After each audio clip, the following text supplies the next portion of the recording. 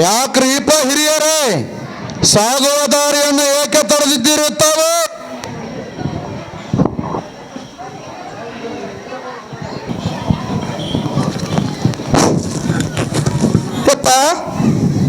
ಹೇಳ್ರಿಪ್ಪ, ತಾವು ಯಾವ ಊರಿನವರು, ಎಲ್ಲಿಗೆ ನಡೆದಿರುವಿರಿ? ಕುದುರೆಯ ಮೇಲೆ ಒಬ್ಬರ ಸವಾರಿ, ಎಲ್ಲಿವರೆಗೆ ಈ ನಿಮ್ಮ ಪಯಣದ ದಾರಿ? ಹಿರಿಯರೇ, ನಾನು ಡಂಕನಾಡದ ದೈಗೊಂಡ ಗೌಡನಿದ್ದೇನೆ. ಕ್ವಾಣೂರು ಮಠಕ್ಕೆ ಹರಕೆಯನ್ನು ತೀರಿಸಲು ಹೊರಟಿದ್ದೇನೆ ನೋಡ್ರಿಪ್ಪ.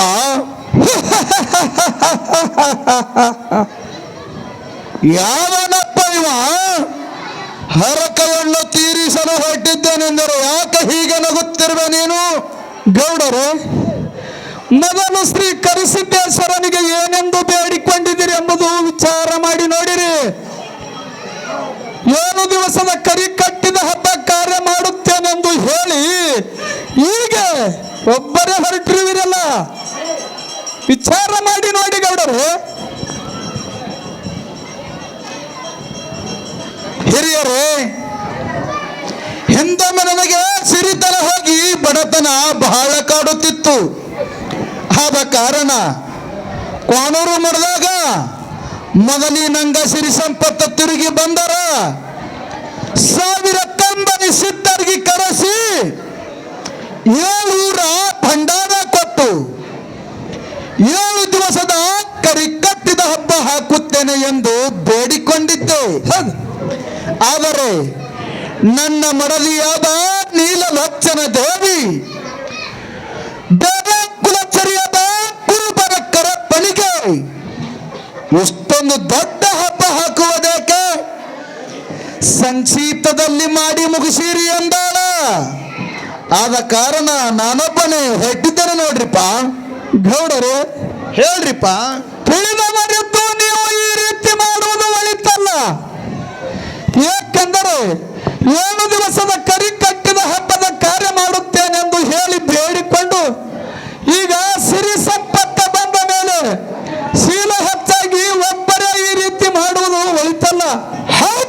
ನೀವು ತಿಳಿದವರಿದ್ದೀರಿ.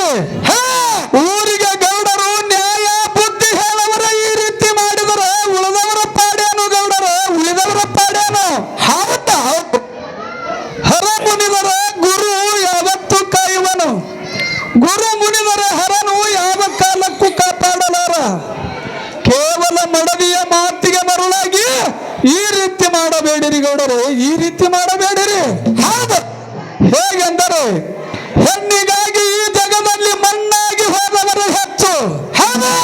ಯಾವನೊಬ್ಬನು ಸುಖವಾಗಿ ಬಾಳಿಲ್ಲ ಗೌಡರು, ಸುಖವಾಗಿ ಬಾಳಿಲ್ಲ. ಯಪ್ಪ ಹಿರಿಯರೇ ಒಂದ್ಸಲ ಬಿಡಿಸಿ ಹೇಳ್ರಲ್ಲ. ಹಿಂದೊಮ್ಮೆ ಬ್ರಹ್ಮ ವಿಷ್ಣು ಮಹೇಶ್ವರರು ಮಡದಿಯರ ಮಾತಿಗೆ ಮರುಳಾಗಿ ಅನುಸೂಯ ದೇವಿಯ ಮನೆಯಲ್ಲಿ ಕೂಸಾಗಿ ಆಡಲಿಲ್ಲವೇ? ಹಿಂಗಾಬಾರ್ದಾಗಿತ್ತು. ಭಸ್ಮಾಸೂರನ ಮೋಹಿನಿಯ ಮಾತು ಆಲಿಸಿ ತನ್ನ ಉರಿ ಹಸ್ತವನ್ನು ತನ್ನ ಮಸ್ತಕ ಮೇಲಿಟ್ಟುಕೊಂಡು ಸುಟ್ಟು ಭಸ್ಮವಾಗಲಿಲ್ಲವೇ? ಸುಟ್ಟುಕೊಂಡು ಹೋಗ್ಬಿಟ್ಟಾರಿ. ಹೌದ್ರಿ. ಅದು ಅಲ್ಲದೆ 6 ಕೋಟಿ ಆಯುಷ್ಯವುಳ್ಳ ರಾವಣಾಸೂರನು ಹೆಣ್ಣನ್ನು ವಹಿಸಿ ರಣರಂಗದಲ್ಲಿ 1/2 ಕೋಟಿ ಆಯುಷ್ಯದಲ್ಲಿ ಮರಣ ಹೊಂದಲಿಲ್ಲವೇ? ಗೌಡರು ಹೇಳ್ರಿಪ್ಪ. ಶ್ರೀರಾಮಚಂದ್ರನು ಮಡದಿಯ ಮಾತಿಗೆ ಬಂಗಾರದ ಜಿಂಕೆ ಕಾಡಡವಿಗೆ ತರಲು ಹೋದಾಗ ಸೀತಾದೇವಿಯನ್ನು ಕಳೆದುಕೊಂಡು ಕಣ್ಣೀರು ಸುರಿಸಲಿಲ್ಲವೇ? ಬಾಳ ಹೈರಾಣ ಹೇಳ್ರಿಪ್ಪ. ದ್ರೌಪದಿಯ ಸೀರೆಯ ಸೆಳೆದ 101 ಜನ ಕೌರವರಿದ್ರು ರಣರಂಗದಲ್ಲಿ ಪಾಂಡವರ ಕೈಯಲ್ಲಿ ನುಚ್ಚು ನೂರಾಗಿ ಹೋಗಿಲ್ಲವೇ? ಹೆಣ್ಣಿಗಾಗಿ ಜಗದಲ್ಲಿ ಮಣ್ಣಾಗಿ ಹೋದವರು ಹೆಚ್ಚು. ಹೆಣ್ಣಿಗಾಗಿ ಸತ್ತವರು ಕೋಟಿ ಕೋಟಿ, ಮಣ್ಣಿಗಾಗಿ ಸತ್ತವರು ಕೋಟಿ, ಹೆಣ್ಣಿಗಾಗಿ ಸತ್ತವರು ಕೋಟಿ ಕೋಟಿ.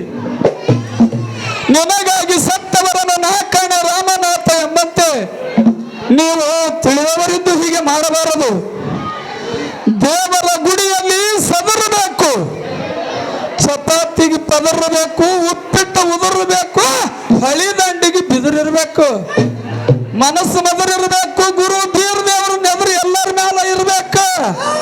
ಮಾತು ಕೊಟ್ಟಂಗ ನಡೆಯುವಂತ ಚದರಿರ್ಬೇಕು ಗೌಡ, ಮಾತು ಕೊಟ್ಟಂಗ ನಡೆಯುವಂತ ಚದರಿರ್ಬೇಕು. ಹೌದ ಹೌದ. ಯಪ್ಪ ಹಿರಿಯರೇ, ನಿಮ್ಮ ನುಡಿಗಳನ್ನು ಕೇಳಿ ನನಗೆ ಪರಮ ಸಂತೋಷವಾಯಿತು. ನಾನಿನ್ನು ತಿರುಗಿ ಹೋಗ್ತೀನ್ರಿಪ್ಪ. ಹಬ್ಬವನ್ನು ದೊಡ್ಡ ಪ್ರಮಾಣದಲ್ಲಿ ಹಾಕ್ತೀನ್ರಿಪ್ಪ. ಹಬ್ಬದ ಉಸ್ತುವಾರಿಯನ್ನು ಕೈಗೊಳ್ತೀನ್ರಿಪ್ಪ. ಆ ಹಬ್ಬಕ್ಕೆ ನೀವಾದರೂ ಬರಬೇಕೆಂದು ಆಮಂತ್ರಣ ಕೊಡ್ತೀನ್ರಿಪ್ಪ. ನಾನಿನ್ನು ತಿರುಗಿ ಹೋಗ್ತೀನ್ರಿಪ್ಪ ಮಹಾನುಭಾವರೇ. ಆಗಲಿ ಗೌಡರು, ನೀವಾದರೂ ತಿರುಗಿ ಹೋಗಿ ಕರಿಸಿದ್ದನ ಕರಿ ಕಟ್ಟಿದ ಹಬ್ಬದ ಪೂರ್ವ ಸಿದ್ಧತೆಯನ್ನು ಸಿದ್ಧಗೊಳಿಸಿರಿ. ನಿಮಗೆ ಕಣ್ಣೂರು ಕರಿಸಿದ್ದ ಯಾವತ್ತೂ ಕೈ ಬಿಡಲಾರ. ಆಗಲ್ರಿ. ಆಗ್ಯದ್ರಿ.